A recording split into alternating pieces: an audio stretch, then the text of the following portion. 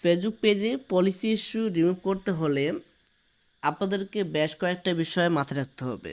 So এখানে যে policy ইস্যুটা রিমুভ হয়েছে, কী কারণে রিমুভ হয়েছে আমি আপনাদেরকে দেখাচ্ছি। আমি যদি এখানে ব্যাক করি, বেশ কয়েকটা পেজ ছিল যেটা রিলস ভিডিওতে দেখানো সম্ভব নয়। এরপর আমি আপনাদেরকে সংক্ষিপ্ত আকারে বলে দিচ্ছি যে আমার আরও বেশ কয়েকটা পেজ রয়েছে, সেই পেজগুলোতে শুধুমাত্র আমি রিলস ভিডিও আপলোড করি, কিন্তু সেখানে কোনো প্রকারের লং ভিডিও আপলোড করা হয় না।